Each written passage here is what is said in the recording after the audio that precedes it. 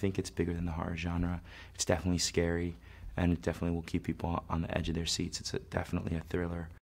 Dad, you need dishes. Dad, look! Look! I'm a lady. Cool. Daddy, can I get this? Whatever you want, kiddo. Something in there. Well, that's weird. There aren't any seams. What does that mean? I think whoever made this didn't want anybody to open it.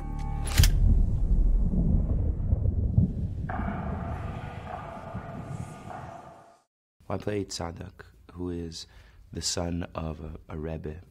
A rebbe is like a leader in the Jewish community, spiritual leader. And he's sort of like a little bit on the fringe of everybody else. He's a little bit more worldly. I relate to that, obviously, because in my life I really am bringing together those two worlds of I live in this Hasidic neighborhood, and this is real, you know. And but yet I do like this music and play for mostly not religious people.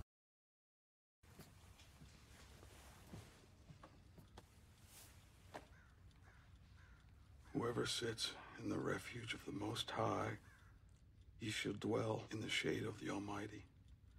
I will say of Hashem, He is my refuge, my fortress, my God, for He will deliver you from the ensnaring trap, from devastating pestilence.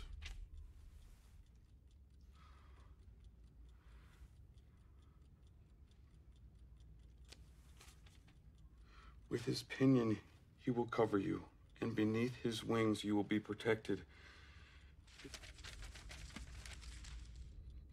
His truth is shield and armor. You shall not fear the terror of night, nor the...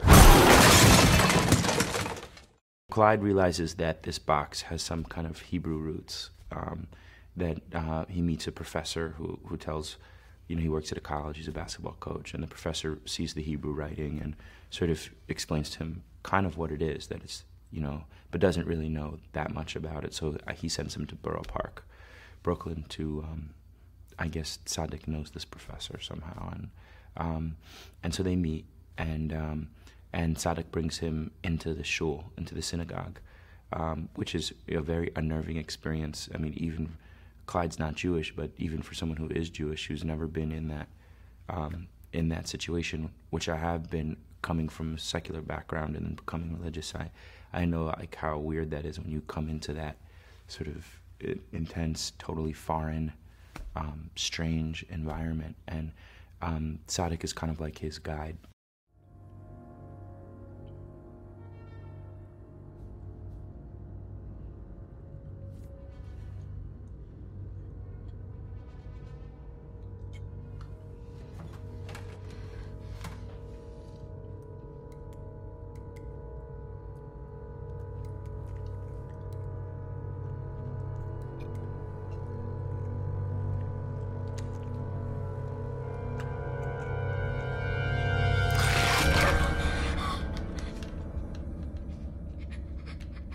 The book box is this box that is containing this this spirit, this demon, and even though it sounds sort of like mystical or like a fairy tale, it is a real thing in the Torah, that it speaks about different types of demons and different types of ghosts that can attach themselves to a person.